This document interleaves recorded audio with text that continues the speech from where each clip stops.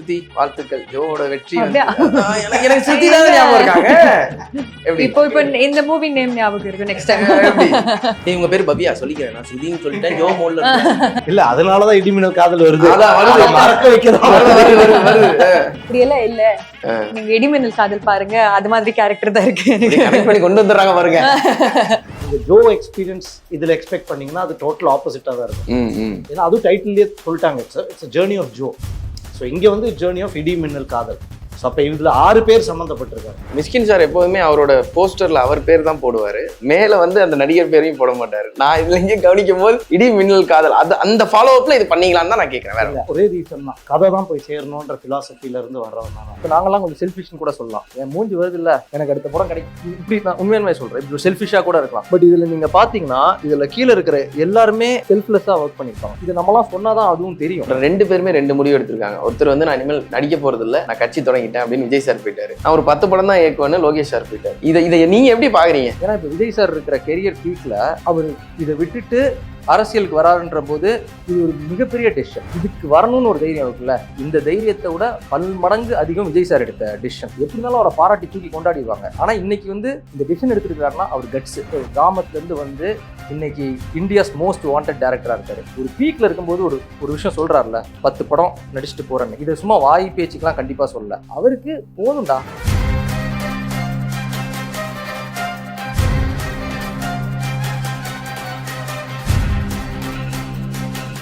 Nakkheeran studio வியூவர்ஸ்க்கு வணக்கம். நான் விஜய் ஹரிஹர் சுதன். இன்னைக்கு நாம யார் கூட இருக்குன்னு பாத்தீங்கன்னா இடி மின்னல் காதல்.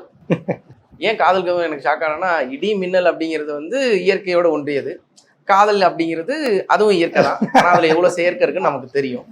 அப்படிங்கும் போது இந்த டைட்டில் வைக்கும் போது அஸ் அ டேரக்டரா என்ன யோசிச்சிங்க? எல்லாருக்கும் ஸ்கிரிப்டில் ஒன்று இருந்திருக்கும், டைட்டில் வந்து நம்ம வேற ஏதாச்சும் யோசிப்போம், இந்த 3rd டைமென்ஷன்லேருந்து எடுத்துகிட்டு வந்து இந்த டைமென்ஷனுக்கு இழுத்துட்டு வருவோம் அப்படிலாம் நினச்சிருப்பீங்க. இந்த டைட்டில் வரதுக்கான ரீசன் என்ன சார்? 3rd டைமென்ஷன் ஒரே டைமென்ஷன்ல தான் வந்துச்சு. ஏன்னா நீங்கள் சொன்ன மாதிரி ஒர்க்கிங் டைட்டிலாக ஒன்று இருந்தது. ஸோ அப்போ நம்ம ஆண்டனி சார் தான் எடிட் பண்ணியிருக்காரு.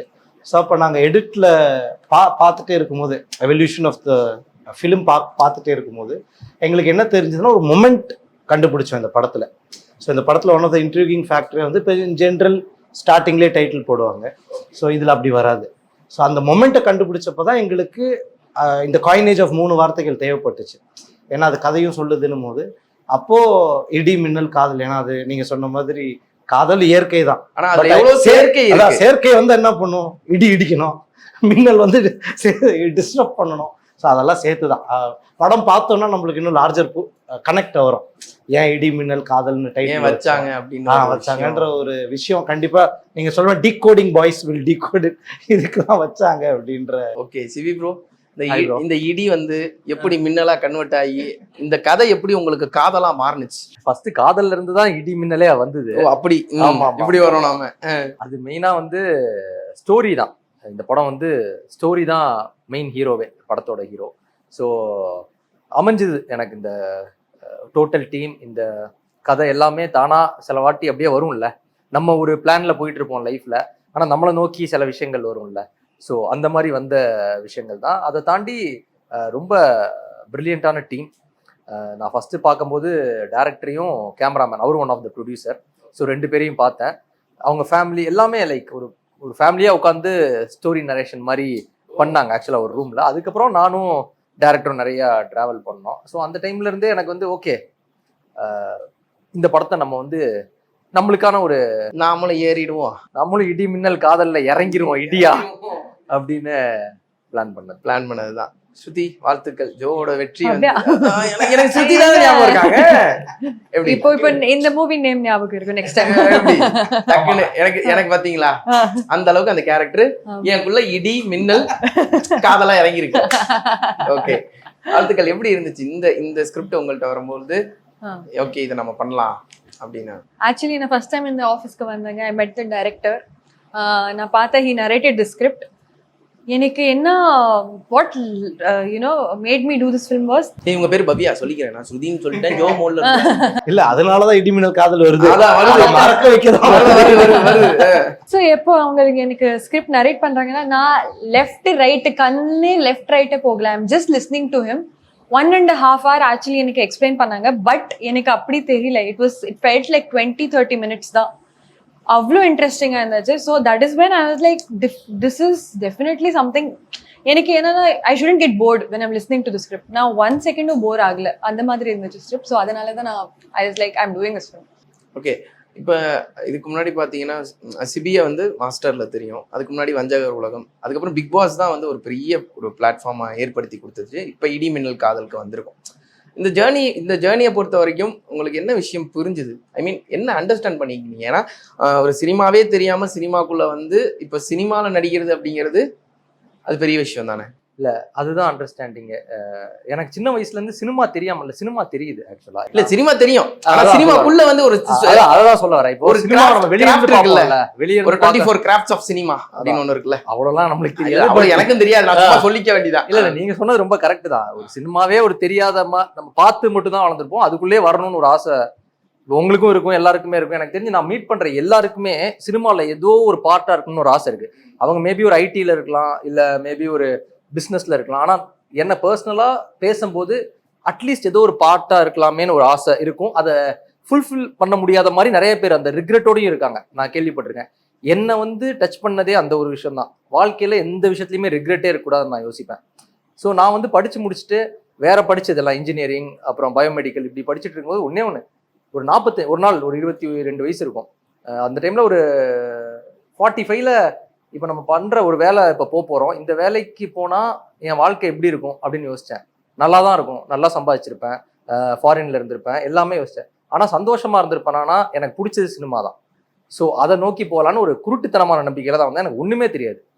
ஷார்ட் இப்போ இருக்கிறவங்களாம் நல்லா நாலேஜபிளா இருக்காங்க. எனக்கு வந்து ஒண்ணுமே தெரியாம உள்ள இறங்கும் போது ஸ்டெப் பை ஸ்டெப்பா கத்துக்கிறது தான் இன்னைக்கு வரைக்குமே. ஏன்னா நிறைய மொமெண்ட் வந்து நம்மளே வந்து அனலைஸ் பண்ணிப்போம். நம்ம என்னமோன்னு நினைச்சிருப்போம், அது எல்லாமே இல்லைன்னு இந்த சினிமா ஜேர்னி எனக்கு கற்றுக் கொடுத்தது. ஏன்னா எனக்கு பொறுமை கிடையாது. இந்த பொறுமை எவ்வளோ முக்கியன்றது இன்னைக்கு வரைக்குமே யாருக்குமே கிடையாது. இப்போ நீங்கள் இங்கே இருக்கீங்க, நாளைக்கே நம்மளுக்கு ஒன்று நடக்கணும்னு தான் ஆசை. பட் இது எல்லாமே இல்லை.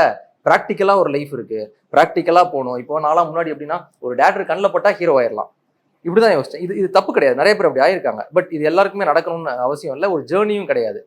ஸோ இப்போ சில பேர் சொல்லுவாங்க, இப்போ சீரியல் போகாத, இப்போ டிவிக்குள்ளே போனால் ஹீரோ ஆக முடியும். இப்போ எதுவுமே அப்படி கிடையாது. இப்போ சிவகார்த்திகேயன் பார்த்தீங்கன்னா அவர் வந்து டிவிலேருந்து ஆயிருக்காரு. இப்போ நிறைய பேர் வந்து சீரியல்லேருந்து பெரிய கேஜிஎஃப் நடித்த யஷ்யா ஒரு சீரியல். ஸோ இதுக்கு ஒரு வேவே கிடையாது, இதுக்கு ஒரு பாத்தே கிடையாதுன்னு நம்மளை முதல்ல கண்டுபிடிக்கணும். அதுக்கு முன்னாடி நீங்கள் சொன்னீங்கல்ல, ஃபர்ஸ்ட் ஒரு வஞ்சகர் உலகம், மாஸ்டர், அதுக்கு முன்னாடி வந்து பல இடத்துல விழுந்து எந்திரிச்சு அடி வாங்கி நொறுங்கி மூஞ்சி முகரெல்லாம் பேத்து அந்த இடத்துக்கு வந்தேன். ஸோ அந்த இடத்த காப்பாற்றிக்கணுன்றதுக்கு எனக்கு அதுக்கு முன்னாடி ஒரு 3-4 இயர்ஸ் நான் வந்து பண்ண ஜேர்னி தான். இப்போ நம்மளை முதல்ல யாருன்னு தெரியணும். சினிமாவில் ஆக்டிங்லாம் என்னை பொறுத்த வரைக்கும் ஆக்டிங் செகண்டரி. அதை தாண்டி அந்த சில விஷயங்கள் பர்சனலாக நம்மளை பற்றியே புரிஞ்சுக்கிட்டோம்னா அதுதான் நம்ம நடிப்பாக வந்து டிரான்ஸ்லேட் ஆகும் போது அது மக்களுக்கு பிடிக்கும். ஸோ எண்ட் ஆஃப் த டே இந்த ஜேர்னியில் நான் என்னை பற்றி நிறையா புரிஞ்சுக்கிட்டேன், என்னை பற்றி லைஃப்பில் தெரிஞ்சுக்கிட்டேன். அது எனக்கு ரொம்ப சந்தோஷமா இருக்கு. ஓகே, நீங்க சொல்லுங்க. இப்போ ஜோக்கு அப்புறம் நிறைய ஃபோன் கால்ஸ் வந்திருக்கும், நிறைய இந்த என்ன இது முதல்மா நீங்க வந்து உணர்ந்தது, நாம கரெக்டா ஒரு விஷயம் பண்ணிட்டோம், இனிமேல் எப்படி இருக்கணும் அப்படிங்கிற ஒரு விஷயம் இருக்கு? ஆமா அதே கொஞ்சம் கான்சியஸான இப்போ யோசிக்கணும். சரி, நெக்ஸ்ட் படம் நல்லா தான் இருக்கணும். அது ஃபர்ஸ்ட் 1 monthல இருந்துச்சு எனக்கு. பட் அதுக்கப்புறம் ஐ லெஃப்ட் இட் ஃப்ரீ. ஆனா when you leave everything free no, அப்புறம் தான் நல்லா தான் ஆகும். சோ எங்க பார்த்தாலும் ஸ்ருதி ஆமா அப்படி எல்லாம் சொல்றாங்க. நான் சும்மா நார்மலா மால்ல போவாங்க, ஏய் ஸ்ருதி தானே. இல்ல என் பேர் பவ்யா, பட் கேரக்டர் ஸ்ருதி. நானே கன்ஃபியூஸ் ஆயிதான். ஆமா, எனக்கு என் friends sometimes instead of calling Bhavya Shruti, I'm like ஏய் இட்ஸ் பவ்யா. சோ அப்புறம் அந்த ரோலுக்கு அப்புறம் they are getting scared also of me that correspondent மாதிரி இருக்கீங்க நீங்க, like you very strict and reality. அப்படியெல்லாம் இல்ல, நீங்க இடிமின்னல் காதல் பாருங்க, அது மாதிரி கேரக்டர் தான் இருக்கு, கொண்டு வந்துடுறாங்க பாருங்க. ஓகே, இந்த படத்துல ட்ரைலர் பார்க்கும்போதே கேரக்டர் வந்து ரொம்ப சீரியஸா இருக்கும். என்னன்னா இடின்னு இருக்கு, மின்னல் இருக்கு, பவ்யா உள்ளார் இருக்காங்க, ரொமான்ஸ் எப்போ வரும்னு காத்துக்கிட்டு ஐ மீன் ஒரு பார்க்கும்போதே ஒரு சீரியஸ்னஸ் ரொம்ப தெரியுது. அது வந்து கதை தான் டிமாண்ட் பண்ணிச்சோ இவ்வளோ ஃபோர்ஸா? இல்ல, அதுக்கான மெயின் ரீசன் என்னன்னா ஆடியன்ஸை நாங்க ரொம்ப சீரியஸா பாக்குறீங்க. சீரியஸ்னா அந்த சீரியஸ்னஸ் இல்ல, ஓகே, டைம், அவங்க வேல்யூ, அவங்க மணி கொண்டு வரும்போது லவ் ஃபிலிமும் சீரியஸா தான் எடுக்கிறாங்க, காமெடி ஃபிலிமும் சீரியஸா தான் எடுக்கிறாங்க. ஸோ இந்த கண்டென்ட் வந்து ஒரு நீங்க டீசர் பார்த்ததுனால ஒரு ஆக்சிடென்ட்டை சுத்தி இருக்கு. ஸோ அந்த ஆக்சிடெண்ட்டை சுற்றி இருக்கும்போது நான் அவுட் ஆஃப் த ஸ்கிரிப்ட் போயிட்டு ஒரு காமெடியை வைக்க முடியாது. அவுட் ஆஃப் த ஸ்கிரிப்ட் போயிட்டு இவங்க எப்படி இது பண்ணாங்க, பட் என்னன்னா ஜஸ்டிஃபை ஆகிடும். காதல்னு நான் டைட்டில் வச்சிருக்கேன்னா லவ் இல்லாமல் இல்லவே இல்லை. ஸோ இவங்க 2 பேருக்கான டுவெட்ஸ் இருக்குது, அது லவ் சீன்ஸ் எல்லாம் இருக்குது. பட் நீங்கள் ஜோ எக்ஸ்பீரியன்ஸ் இதில் எக்ஸ்பெக்ட் பண்ணீங்கன்னா அது டோட்டல் ஆப்போசிட்டாக தான் இருக்கும். ஏன்னா அதுவும் டைட்டில்லேயே சொல்லிட்டாங்க, it's journey of Joe. So இங்கே வந்து ஜேர்னி ஆஃப் இடி மின்னல் காதல். ஸோ அப்போ இதில் 6 பேர் சம்மந்தப்பட்டிருக்காங்க. இது ஒரு கேரக்டர் ட்ரிவன் ஸ்டோரி. இதுல ஹீரோ ஹீரோயின் அப்படின்னு கண்டிப்பா இருக்காது. இது ஒரு கதை தான். நான் ஃபர்ஸ்டே சொன்ன மாதிரி கதை தான் மெயினா ஹீரோ. அதுக்குள்ள இந்த கேரக்டர்ஸ் எல்லாமே ப்ளே பண்ணும், அவ்வளவுதான். அதுதான் மெயின். ஸோ பட் எல்லாருக்கான ஆர்க் டெஃபினெட்லி இருக்கும், எல்லாருக்குமே அதுக்கான. ஸோ இது என்ன லார்ஜ்லி நாங்கள் என்ன ட்ரை பண்ணுறோம் அப்படின்னா, இந்த காதல்ன்றது வெறும் ஒரு ஆண் பெண் சம்மந்தப்பட்ட மட்டும் கிடையாது. இதில் வந்து அண்ணன் தம்பி காதலும் இருக்குது, ஒரு பையன் அண்ட் அம்மா அந்த காதலும் இருக்குது. ஸோ எல்லாம் யூனிவர்சல் லவ்வில் இடியா ஒரு ஆக்சிடென்ட் நடக்கும்போது என்ன ஆகுது, அதில் முன்னெல்லாம் யாரெல்லாம் தெரிச்சு விடுறாங்க. பட் காதல் அல்டிமேட்லி எல்லாரையும் ஒன்று சேர்க்கறதுன்ற அந்த கான்செப்ட் தான். பட் இதனால தான் டைட்டில் நினைச்சீங்கன்னா கிடையாது. ஏன்னா நீங்க இன்டர்வியூ ஆரம்பத்துல இருந்து ஒரு இடி மின்னல் காதலுக்கு சொல்லிட்டே இருந்ததுனால நானும் சொல்றேன். அதுதான். ஓகே, ஒரு டைரக்டர் ப்ரொடியூசர் கம் டைரக்டர் அப்படிங்கிற ஒரு விஷயம் இருக்குல்ல, அந்த செட்ல எப்படி இருப்பாரு? ஏன்னா அவரே ப்ரொடியூசர் அவரே டைரக்டர் அப்படி இல்ல, அவங்க ரொம்ப ஹார்ட் ஒர்க்கிங் அண்ட் ரொம்ப சீரியஸா இருக்காங்க. பட் செட்ல is very like serious, hard working plus chill. அது ஃப்ரெண்ட்லி வைப் இருக்கு. அது மாதிரி டசன்ட் ஃபீல் ப்ரெஷர் எல்லாம் கொடுக்க மாட்டாங்க. தட் ஓ இது இந்த டைம் வேஸ்ட் ஆகுது, இது ஆகுது, அப்படியெல்லாம் இல்லை. Is very cool with his things. ரொம்ப ப்ரொஃபஷனலா ஒர்க் பண்ணிருக்காங்க. Before the shoot itself அவங்க ஒர்க் ஷாப்ஸ் எல்லாம் எடுத்தாங்க. ஸோ அந்த workshop, because of the workshop only அவங்க நீங்க கேட்டீங்க நர்வஸ்னஸ், கேமரா நர்வஸ்னஸ், அது ஆக்சுவலி எனக்கும் இருக்கும். லைக் எவ்ரி ஃபர்ஸ்ட் ஷாட்க்கு முன்னாடி. ஸோ நம்மளுக்கு அப்படியெல்லாம் எனக்கு ஆகல, only because of the workshop. நீங்க சொல்லுங்க, எப்படி ஸ்ட்ரிக்டான ஆள் அவரு? நான் தான் சொல்றேன்ல, அவரு இப்போ ப்ரொடியூசர்னு சொன்னாதான் ப்ரொடியூசர்னே தெரியும். ஏன்னா அவர் டைரக்ஷனா இப்போ நம்ம டைரக்டரா வரும்போது எனக்கு தெரிஞ்ச அந்த ஒரு ஃபீல்ட்ல இருக்க மாட்டாரு. இப்போ நான் ப்ரொடியூசர், அதனால இது பண்றேன். அது கதைக்கு என்ன தேவையோ, படத்துக்கு என்ன தேவையோ, இல்ல டோட்டலா அந்த ஸ்டோரி டெல்லிங்ல தான் அவரோட ஃபுல் ஃபோக்கஸ் இருக்கும். அது வெளியே அது முடிச்சு அந்த 6 இப்போ 9 to 6னா அந்த 6 மணிக்கு அப்புறம் தான் ப்ரொடியூசரான ஒரு. ஆனா இது ரொம்ப கஷ்டம், அவ்வளோ ஈஸி இல்லை. இப்போ நான் ஸ்டார்டிங்ல இருந்து இந்த ஜேர்னில இருக்கிறனால எனக்கு தெரியுது இது சொல்றதுக்கு ரொம்ப ஈஸியா இருக்கும். பட் இது ஒரு பயங்கரமான வேலை. இது ஒரு மல்டி டாஸ்கிங்லாம் விட பயங்கர கஷ்டம். ஏன்னா எல்லாமே நம்ம பண்ணணும், கண்டிப்பா கிரியேட்டிவாவும் பண்ணணும். ஒரு இப்போ இவர் சொல்றத விட நான் சொல்லும் போது இன்னும் இதா இருக்கு. ஏன்னா நீங்களே சொன்னா ஏதோ நம்மளே ஏதோ பில்டப் கொடுத்து கண்ணால இப்ப நான் இன்னைக்கு இப்ப என்ன இப்ப அவர் சிரிச்சுக்கிட்டு இருக்கிறாரு, ஆனா எனக்கு பின்னாடி என்ன இருக்குன்னு எனக்கு தெரியும். எவ்வளவு பெரிய ஒரு விஷயங்கள் நடந்துகிட்டு இருக்குன்னு தெரியும். எல்லாத்தையும் கடக்கணும். பட் இதை நம்ம முன்னாடி காமிச்சா இன்னைக்கு ஒரு இன்டர்வியூ கொடுக்க முடியாது. கண்டிப்பா.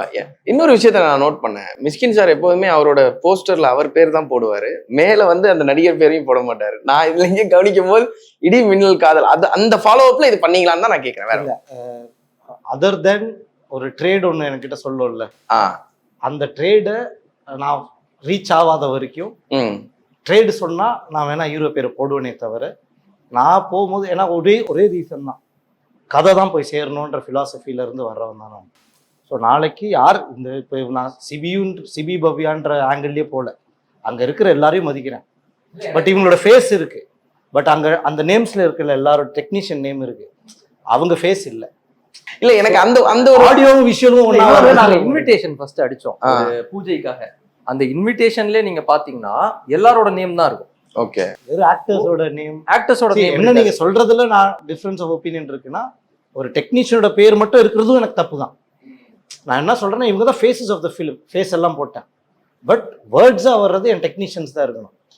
ஏன்னா அவங்க அவ்வளோ பேர் உழைச்சிருக்காங்க. அவங்க எல்லாம் இல்லைன்னா இந்த ஃபேஸ் இப்படி இருக்கவே இருக்காது. ஒன்றும் இல்லை, இந்த போஸ்டர் டிசைன் நான் பண்ணல, அந்த கம்பெனி பேரை நான் போடலைன்னா அது நான் அவங்களுக்கு பண்ற மிகப்பெரிய இன்ஜஸ்டிஸ். அந்த ரெஸ்பான்சிபிலிட்டி நான் ப்ரொடியூசராக இருந்தால் தான் இதை பண்ணுவேன்றது இல்லை. நான் டைரக்டராக இருந்தாலும் I will fight for that. I will make sure producer has that final call. அவர் வந்து ஹீரோ பேரும் போடுறாரா, நான் அதுக்கு அகேன்ஸ்ட்லாம் இல்லை. பட் என்னோட இது என்னன்னா, அதான் நான் ஃபேஸ் கொடுத்துட்டேன். அந்த ஃபேஸுக்கு பின்னாடி யாரெல்லாம் ஒர்க் பண்ணாங்களோ அவங்க பேர் தான் அங்கே இருக்கணும்ன்றது நம்மளுக்காக தான் நான் பண்ணிருக்காங்க. அது இல்ல அவங்க நான் நோட்டீஸ் பண்ணியாச்சு, அந்த எண்ட்லயும் நேம்ஸ் எல்லாம் வரும்ல, அதுல இஸ் ஆல்சோ மென்ஷன்ட் ஆர்டிஸ்டோட அசிஸ்டன்ட் பேரும் மென்ஷன் பண்ணிருக்காங்க. எல்லாத்தையும் தாண்டி இப்போ நீங்க என்ன பாக்குறீங்க, பவ்யா இருக்காங்க, இதுல இவங்க எல்லாம் இருக்காங்க. இதை யாரோ பார்க்கும்போது இவங்க தான் ஃபர்ஸ்ட் ரெஜிஸ்டர் ஆகுது. இப்போ இதுல நிறைய பேர், இப்போ நாங்கெல்லாம் கொஞ்சம் செல்ஃபிஷ்னு கூட சொல்லலாம். என் மூஞ்சி வருது இல்ல, எனக்கு அடுத்த படம் கிடைக்கும், இப்படி நான் உண்மையுமே சொல்றேன், இப்படி செல்ஃபிஷா கூட இருக்கலாம். பட் இதுல நீங்க பாத்தீங்கன்னா இதுல கீழே இருக்கிற எல்லாருமே செல்ஃப்லெஸ்ஸா ஒர்க் பண்ணிருப்பாங்க. எக்ஸப்ட் எந்த ஒரு எதிர்பார்ப்பும் இருக்கா, எந்த ஒரு, இப்போ நீங்க திடீர்னு உதவி தொகுப்பு அருண் பிரசாத் அப்படின்னு ஒருத்தர் பேர் போட்டுருக்கேன் டக்குன்னு. அவர் வந்து 1.5 வருஷமா இங்க உட்காந்துருக்காரு. 1.5 வருஷமா டே அண்ட் நைட்டு அவர் பேரு பெருசா போடும்போது அவருக்கு ஒரு சந்தோஷம். இன்னொன்னு, இது நம்மலாம் சொன்னாதான் அதுவும் தெரியும். இப்ப நம்ம வந்து அருண் பிரசாதா இருக்கட்டும், ஆனந்த் குமரேசன், அவர் வந்து எனக்கு முன்னாடி இருந்து, நான் வந்தேன் நடிச்சேன், அதுக்கப்புறம் டிராவல் ஆகிறேன் ஃப்ரெண்ட்ஸ். பட் அவர் எனக்கு முன்னாடி இருந்து பல வருஷமா இதுல இருக்கிறாரு. ஸோ அந்த இப்போ நீங்க ஃபார் எக்ஸாம்பிள் நான் ரொம்ப சந்தோஷப்படுறது என்னன்னா, நம்ம லோகேஷ் கனகராஜ் அவரு அண்ணாவோட படத்துல பாத்தீங்கன்னா அசோசியேட் டைரக்டர்ஸ் இருக்கும். அதையுமே நான் போடலான்னு சொல்றேன். அசோசியேட் வரும், எல்லாரும் பேரும் இருக்கும். ஸோ அது வந்து பயங்கர விஷயம். ஏன்னா அவங்க எல்லாம் செல்ஃப்லெஸ்ஸா ஒர்க் பண்றாங்க. இன்னைக்கு இப்போ பின்னாடி இப்போ நாங்க டக்குன்னு வந்து இன்டர்வியூ கொடுக்குறோம்ல, வந்து கூப்பிடுறதுல இருந்து இதுல இருந்து சாப்பிடாம நேற்று நைட்ல இருந்து எல்லாருமே ஒர்க் பண்ணிட்டு இருக்காங்க. ஸோ இதுதான் பெரிய விஷயம் ஆக்சுவலி. ஓகே, லோகேஷ் சார் கேட்டதுனால நான் சொல்றேன், 2 பேருமே 2 முடிவு எடுத்திருக்காங்க. ஒருத்தர் வந்து நான் இனிமேல் நடிக்க போறது இல்லை, நான் கட்சி தொடங்கிட்டேன் அப்படின்னு விஜய் சார் போயிட்டாரு. நான் ஒரு 10 படம் தான் இயக்குவேன்னு லோகேஷ் சார் போயிட்டாரு. 2 பேர் கூட ஒர்க் பண்ணிருக்கீங்க. அந்த இதை நீங்க எப்படி பாக்குறீங்க? என்ன ப்ரோ, 2 பேரும் ஒவ்வொரு எக்ஸ்ட்ரீம்ல போயிட்டீங்க அப்படிங்கிற ஒன்று இல்ல, இது ஆக்சுவலா அவங்களோட டெசிஷன் தான். ஏன்னா இப்போ எல்லாருக்குமே ஒரு டைம்ல ஒரு விஷயம் தோணும், இதுக்காக நம்ம வந்திருக்கிறோம், இதை பண்றதுக்காக தான் நம்ம. இப்போ நான் சொன்னேன்ல, இப்போ எங்கேயோ ஒரு இடத்துல போய் வேலை பார்த்து இருந்திருக்கலாம். ஆனா அதெல்லாம் தாண்டி நம்ம வந்து சினிமாவில் நடிக்கணும்னு எதாவது ஒரு பெரிய சம்பளத்தை விட்டுட்டு இல்லை ஒரு பெரிய கெரியரை விட்டுட்டு இங்க வராங்க நிறைய பேர். அந்த முடிவு எடுக்கிறதுக்கான தைரியம்னு சொல்ல மாட்டேன், அந்த சில பேருக்கு ஃபினான்ஷியல் சுச்சுவேஷன் அலோவ் பண்ணாது, சில பேருக்கு அலோவ் பண்ணி இறங்கி பண்ணுவாங்க. ஸோ இந்த தைரியம் வந்து ரொம்ப கம்மி பேருக்கு தான் இருக்குது. ஏன்னா இது ரொம்ப பிளைண்டான தைரியம். இப்போ நான் சினிமாவுக்கு வரதே சொல்றேன், சினிமாவுக்கு ட்ரை பண்றதே ரொம்ப பிளைண்டான தைரியம் தான். ஏன்னா ஒரு கெரியர் இதுல எப்படி இருக்கும்னே சொல்ல முடியாது. காசு வராது. ஒரு 10 வருஷம் இருக்கிறேன்னா நான் 10வது வருஷம் தான் ஒரு கொஞ்சம் காசாச்சு பார்க்க முடியுது. நான் கடைசி 10 வருஷமா 1 பைசா கூட நான் பார்த்தது இல்லை லைஃப்ல, ஒண்ணுமே பார்த்ததே கிடையாது. என் கூட படிச்சவங்க, என் கூட வேலை பார்க்குறவங்க எல்லாம் அவங்க ஸ்டேஜஸ், அவங்க லைஃப்ல மேன்மேனும் போயிட்டு இருப்பாங்க. ஸோ அந்த 10 வருஷம் வந்து எனக்கு ஒரு சப்போர்ட்ன்றதை தாண்டி எல்லாருக்குமே ஒரு டவுட் வரும் நம்மளை பார்க்கும்போது, இவன் வந்து ஏதாச்சும் பண்ணுவானா இல்லை இப்படியே இருந்துருவானா. ஸோ இதெல்லாம் தாண்டி நம்ம தைரியமா ஒரு இடத்துல இன்னைக்கு நீங்க வந்து என்ன இன்டர்வியூ எடுக்கிறீங்க, நான் ஒரு படத்துல நடிச்சிருக்கிறேன், இவங்க ஒரு படத்துல நடிச்சிருக்காங்கன்னா அது வந்து பின்னாடி இந்த தைரியம் தான் விஜய் சாருக்கும் லோகேஷ்னாக்கும் இதை விட ஒரு 5000 மடங்கு, ஒரு 10,000 மடங்கு அதிகமா இருக்கு. ஏன்னா இப்போ விஜய் சார் இருக்கிற கெரியர் பீக்ல அவர் இதை விட்டுட்டு அரசியலுக்கு வராருன்ற போது இது ஒரு மிகப்பெரிய டெசிஷன். இப்போ இதெல்லாம் நம்ம வந்து எப்படின்னா, நம்ம அவங்க பார்க்குற படங்களை விட இப்போ அஜித் சாரா இருக்கணும், அவங்களோட சில தைரியமான முடிவுகள் இருக்குல்ல, அது என்னன்னாலும் ஆகலாம், எப்படினாலும் போகலாம், அது பிரச்சனை இல்லை. இப்போ நம்மளே ஒரு படம் எடுக்கிறோம், நடிக்கிறோம், அது என்னன்னாலும் ஆகலாம். பட் இதுக்கு வரணும்னு ஒரு தைரியம் இருக்குல்ல, இந்த தைரியத்தை விட 10 மடங்கு அதிகம் விஜய் சார் எடுத்த டிசிஷன். இப்போ நாளைக்கு நீங்க நக்கீரன்ல இருந்து வந்திருக்கீங்க, நாளைக்கு நீங்க இவ்வளவு நாள் விஜய் சாரை தூக்கி கொண்டாடுறீங்க, நாளைக்கே ஒரு போஸ்ட்டுக்கோ இதுக்கோ அவ்வளோ ஸ்டேட்மெண்ட் கீழே போடுவீங்க. கண்டிப்பா நீங்க விமர்சனம் வச்சுதான் ஆவீங்க. ஸோ இது தப்பு கிடையாது. இது எல்லாத்தையும் ஃபேஸ் பண்ணணும்னு அவருக்கு அவசியமே இல்லை. அவர் ஜாலியா ஒரு படம் நடிச்சா எப்படி இருந்தாலும் அவரை பாராட்டி தூக்கி கொண்டாடிடுவாங்க. ஆனா இன்னைக்கு வந்து இந்த டிசிஷன் எடுத்துருக்காருன்னா அவர் கட்ஸ், இந்த கட்ஸியா இருக்கிற எல்லாரையுமே நம்ம பாராட்டணும். அதே மாதிரி லோகேஷ்னா அவர் 10 படம், அவருக்கும் சேம் தான் நான் சொல்றேன். அவரோட ஜேர்னி எனக்கும் தெரியும். பயங்கர கஷ்டத்துல இருந்து, பயங்கர இதுல இருந்து, ஒரு கோயம்புத்தூர் பக்கத்துல இருக்க ஒரு கிராமத்துல இருந்து வந்து இன்னைக்கு இந்தியாஸ் மோஸ்ட் வாண்டட் டைரக்டரா இருக்காரு. ஒரு பீக்ல இருக்கும்போது ஒரு விஷயம் சொல்றாருல, 10 படம் நடிச்சுட்டு போறேன்னு, இதை சும்மா வாய் பேச்சுக்கெல்லாம் கண்டிப்பா சொல்லல. அவருக்கு போதும்டா, இன்னைக்கு அவர் வாங்குற கோடிகள்ல இருந்து 10 மடங்கு அதிக கோடி தான் வரப்போகுது 10 படத்துக்கு அப்புறம். ஆனா ஒரு டெசிஷனா ஒண்ணு, இது எனக்கு சந்தோஷத்தை தருது, இது எனக்கு போதும் அப்படின்னு நினைக்கிறாருல, இந்த டெசிஷன்லாம் சில பேர் நம்ம மனசார பிடிக்கும்ல, அந்த மாதிரி இதெல்லாம். ஓகே, இன்னொரு விஷயம் வந்து ஒரு படம் முடிச்சதுக்கு அப்புறம் நம்ம அடுத்தடுத்த படங்கள் நமக்கு வந்துகிட்டே இருக்கும். அது வந்து ஈஸியா வந்துடும். ஆனா அதுல சூஸ் பண்ணி நடிக்கிறதுன்னு ஒண்ணு இருக்குல்ல, அதை எப்படி பண்றீங்க? எனக்கு மெயின் என்னன்னா, எனக்கு வைப், இன்ட்யூஷன் தான் நான் பார்ப்பேன். I trust my intuition very strongly. Intuition and team and content, அதுதான் எனக்கு main. And that is how I select the film. and first intuition da vibe happy எனக்கு அது ஈஸிலி தெரியும். ஏதோ ஆஃப் இருக்குன்னா I'll be like no I'm sorry how much ever good it is, but எனக்கு I should be satisfied. அது மாதிரி தான் இருக்கும். எப்போதுமே மிஸ்கின் சார் வந்து அவங்களோட அசிஸ்டன்ஸோட படத்தை பார்க்கும்போது ரொம்ப பூரிப்படைஞ்சு பாராட்டுவாங்க. படத்தை காமிச்சிட்டீங்களா, என்ன சொன்னாரு? அவர் பூரி படிச்சு பாராட்டினார்னா என்னை விட சந்தோஷப்பட போறாள் வேற யாருமே இல்லை. பட் அது வந்து வெளியே மீடியாவுக்கு முன்னாடி அதை சொல்றது, அதை நம்ம ஏன்னா அப்போதான் நாங்கள் கற்றுக்க முடியும். சரி என்னன்னா மிஷ்கின் சார் கிட்ட இருக்கிற ஒரு இதெல்லாம் வெளியிருந்து பார்க்கும்போது இருக்கும் அவர் ரொம்ப திட்டுவாரா, ரொம்ப ரக்கட்டான ஆளு அப்படின்னு. பட் என்னன்னா அதெல்லாம் வந்து நம்மளை செதுக்குற விஷயம்தான். இப்போ நீங்க படத்தை சொல்றீங்க, நான் சொல்றது அவர் சீன் ஒன்று சொல்லணும், இல்லைன்னா வெளியே அனுப்பிச்சிடுவார் வேலையை விட்டு. அப்பதான் அது பேர் தான் டிஸ்கஷன். நீங்க டிஸ்கஷன் கொடுக்கும் போதே நம்ம சொல்றதுக்கு 10 மடங்கு வரும் அங்கிருந்து ரிட்டர்னு. பட் அந்த திட்டுக்காக நான் வெயிட் பண்ணேன்னா I'm not fit for industry. இப்போ என் படம் வருது, நான் எப்படி வெறும் பாராட்ட மட்டும் வாங்க முடியும்? சப்போஸ் உங்களுக்கு ஒர்க்கே ஆகலை அப்படின்னா நீங்கள் என்ன கழுவி ஊற்ற தான் போகிறீங்க. அதுலேருந்து எந்த அந்த கிரிட்டிசிசமை எவ்வளோ கன்ஸ்ட்ரக்டிவாக நான் எடுத்துக்கணும். ஸோ அந்த ட்ரைனிங்லாம் அவர் எனக்கு அசிஸ்டன்ட் பீரியட்லேயே, நான் சொல்கிறது ஆரம்பத்தில் முகமூடியிலேருந்தே அப்படி தான். ஏன்னா அங்கே ஹைரார்க்கியெல்லாம் கிடையாது. நீங்கள் சீன் சொன்னால் தான் நீங்கள் டீம்லேயே ஒரு ஆள். ஸோ அப்படி தான் ஒரு டீமே வச்சுருப்பார், டைரக்ஷன் டீமை அப்படி தான் வச்சுருப்பார். ஸோ அங்கேருந்தே நம்மளுக்கு அந்த கிரிட்டிசிசம் எப்படி ஹேண்டில் பண்ணணும், ஒரு சீன் எப்படி சொல்லணும். ஸோ இந்த படம்னு வரும்போது என்னென்னா பாட்டு பார்த்தாரு, ட்ரெய்லர் பார்த்தாரு. ஸோ நீங்கள் டீசர் பார்த்தீங்க, அவர் ட்ரெய்லர் பார்த்துட்டாரு. ஸோ அங்கேருந்து வந்தது அவரோட பாசிட்டிவ்ஸ் எல்லாம் வந்ததுக்கு அப்புறம் தான் நம்ம இப்போ டைட்டிலே அங்கேருந்து கொண்டு வந்தது தான். ஓ சார் இடி மின்னல் காதல்னு வைக்கிறேன் சார் அப்படின்னா, சரிடா நல்லா இருக்கு இப்போ. ஸோ அந்த இதெல்லாம் நடந்துருச்சு. இப்போ அவரோட டைட்டில். ஆமா, இல்ல அவரோட டைட்டில்னு எப்படின்னா நாங்க இருக்கும்போது நிறைய படங்கள் பேசல, அப்படி ஒரு படமா இடி மின்னல் காதல்னு பேசிட்டு இருந்தோம். பட் அது நடக்கல. ஓகே, நடக்கல, நடந்துருச்சு. அது நடக்கல, இது நடந்துருச்சு, அவ்வளவுதான். அப்போ அங்க போனேன். பட் இடிமின்னல் காதலுக்காக இல்ல, எந்த டைட்டில் வச்சிருந்தாலும் அங்கதான் போயிருப்பேன். ஏன்னா படத்தோட டைட்டில் சார், ஏன்னா எதுவா இருந்தாலும் அவர் தான் இங்க வந்தார். அவர் தான் பூஜைக்கு வந்து ஃபர்ஸ்ட் ஷாட் அவர் தான் ஷாட்டுன்னு இல்லை, ஆக்சுவலி நாங்கள் ஜஸ்ட் கேமரா ஆன் பண்ணி ஆஃப் பண்ணோம், அவ்வளோதான். பட் அவர் என்ன சொன்னாருன்னா, எங்களுக்கு அவரோட ஃபிலாசபிலேருந்து வர எங்களுக்கு எல்லாருக்குமே கேமரா தான் கடவுள். கடவுள் meaning camera is every thing for us. So அப்போ அவர் சொன்னார், டே நான் சும்மா ஒரு கம்போசிஷன் பண்ணி தரேன்டா அப்படின்னாரு. இப்போ நான் சொன்னேன், நீங்கள் கம்போஸ் பண்ணீங்க நான் படத்தில் வச்சிருவேன்னு. இது 2 பேருக்கும் நடக்கிற கம்போஸ் பண்ண வச்சிருவேன்ட்டீங்க. நான் சொன்னப்போ அவர் சொன்னார், நீ வைக்கிறேன்னு நான் இப்போ டக்குன்னு கம்போஸ் பண்ணுறேன். இது நாங்க முடிவு எடுத்துட்டோம். ஜிட்டர் ஆனதெல்லாம் இவங்க தான். பூஜைக்கு தானடா வந்தோம், என்னடா தெரியல ஷாட் வைக்கிறீங்க. பேஷனேட். அது வந்து எனக்கு தெரிஞ்சு இந்த கதையை விட அதிகமா மிஷ்கின் சார் பத்தி தான் எங்கள்கிட்ட பேசியிருப்பாரு. ஏதாச்சும் ஒரு இன்ட்ரெஸ்டா சொல்லியிருப்பாருல்ல, அதெல்லாம் இங்க சொல்ல முடியுமா? இல்ல அவர் சொல்லுவாரு, ஒரு இன்டர்வியூல சொல்லுவாரு, என்ன சொல்லுவாரு, நீங்க போனதுக்கு அப்புறம் நாங்க இப்ப சரக்கு தான் அடிக்க போறோம் அப்படின்னு இவ்வளவு இயல்பா இந்த விஷயத்த சொல்லியிருப்பாரு. அதனால நான் கேட்கிறேன், இது சரக்கு அடிச்சதுக்கு அப்புறம் நைட் என்ன 4 மணிக்கு எங்க போய் சாப்பிடுவாங்கன்ற வரைக்கும் சொல்லுவாங்க. லைக் அந்த அளவுக்கு. நான் இதை எதுக்கு சொல்றேன்னா, அவர் வந்து ஒரு இப்போ நம்ம நிறைய டீம்ல பார்ப்போம், அசிஸ்டன்ஸ்னா ஜஸ்ட் அசிஸ்டன்ஸ், அவங்க வந்து ரொம்ப இன்வால்வ் ஆகக்கூடாதுன்னு இருக்கும். பட் இந்த டீம், இப்போ இடிமின்னல் காதல் டீமை பொறுத்த வரைக்கும் அந்த ஷூட்டிங் அப்போ தான் அவங்க அசிஸ்டன்ஸு.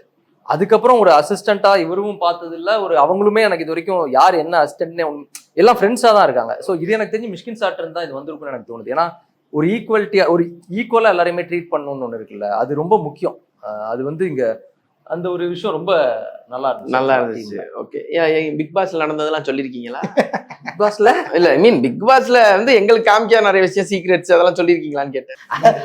அது எனக்கு தேவையில்லாம சொல்லல. மிஷ்கினியா நாங்க பேசுறோம், படத்தை பத்தி தான் பேசுறோம். பத்தி பேசுறோம். மிஷ்கினோட பர்சனல் லைஃப் நாங்க பேசவே மாட்டோம். ஓகே, நாங்க பேசுறதுன்றது என்னன்னா, இப்ப நீங்க வந்து இப்ப இன்டர்வியூ என்ன எடுக்க வரீங்க, பட் என்னோட ரிலேட்டட் பாதி கொஸ்டின்ஸ் மிஷ்கினா தானே இருக்கு.